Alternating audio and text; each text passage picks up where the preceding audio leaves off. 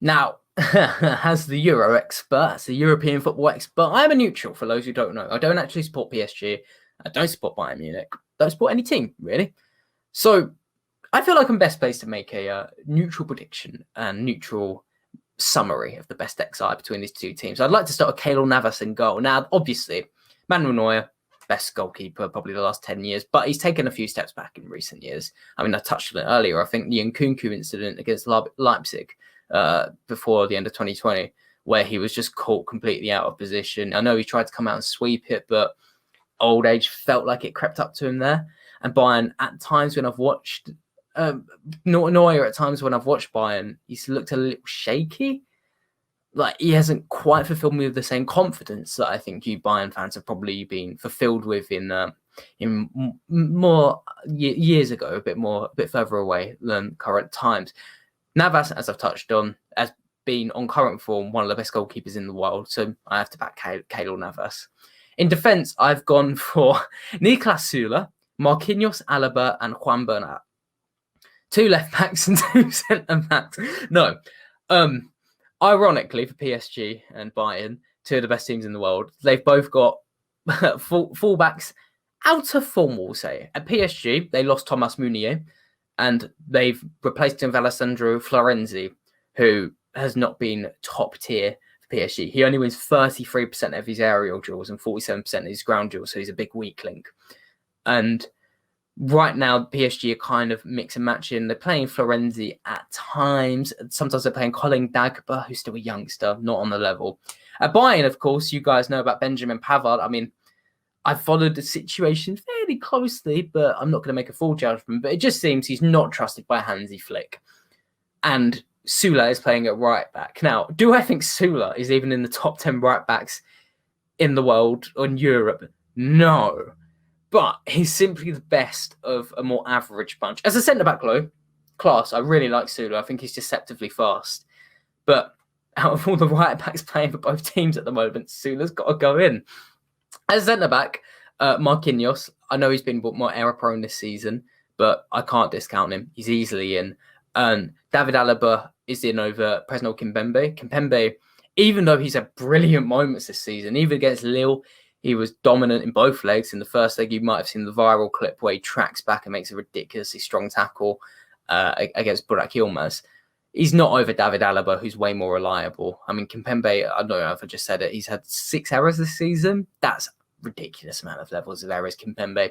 And the left back, Juan Bernat. Now, at first, I wanted to do this XI over players who were fit, but because there's so many players unfit, it kind of ruined it a little. So I'm choosing Juan Bernat there because on his day, class left back. And will Alphonso Davies be at his level in the future? Maybe if he keeps playing at left back. But right now, Bernat's the more reliable choice. In midfield, I don't know if I'm influenced by the channel this video is going on, but I'm picking Kimmich and Goretzka. I don't think Verratti offers as much as either of those two. I think he's still a brilliant player, but he's a bit more of a specialist. He's quite itty-bitty. He's good at causing tactical fouls. He's good at breaking through the lines and getting the ball off the other team. But Goretzka and Kimmich feel like they do everything. Probably 2 of the best midfielders I've ever seen. So they have to go in. Not much else needs to be said there. In the attack is a bit more interesting. I didn't mention it, but it's a 4-2-3-1, the formation that both teams play. Mbappe goes over Serge Gnabry. Gnabry, last time I checked, 7 goals this season. He's taken a few steps off last season's electric form, and Mbappe has to be in there. Centre attacking mid, I've put Thomas Müller in. He has to go over players like Rafinha Alcantara, who has actually been quietly decent for PSG, but he's not on the level of Thomas Müller. Neymar over Sane. Maybe if Sane had the form over the whole season that he has in the last few weeks, then I could put Sane in over here. It's quite a controversial choice. But I think the early season form puts me off a little bit, and Neymar, it's hard to justify putting anyone in over Neymar in his favoured position. And up front, Lewandowski. I know he's not fit, but it has to be Lewandowski in the combined XI. If I couldn't pick Lewandowski, just to make it a bit interesting, I sometimes do this for England to say, which striker would you play if Harry Kane was injured? Out of the best strikers both these teams offer besides Lewandowski, I'd probably pick Moise Kean. I like Choupo-Moting, obviously a former PSG player, But Moise Kean's actually really good, and I hope he impresses you guys at Bayernfantv. Now, for me, just to keep it simple, I'll just tell you the changes that I would make from this 11. First of all, the first one would obviously be Neuer. For me, easily the only player that's really keeping the score respectable whenever we play.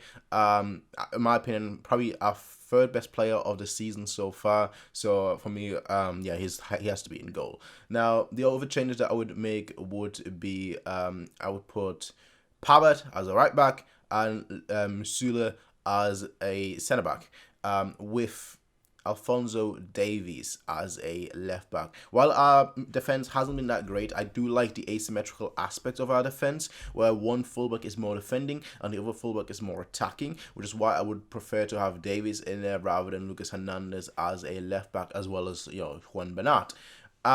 Midfield, I'm not changing anything. Attack, honestly, I'm not changing anything either. So that would be my 11.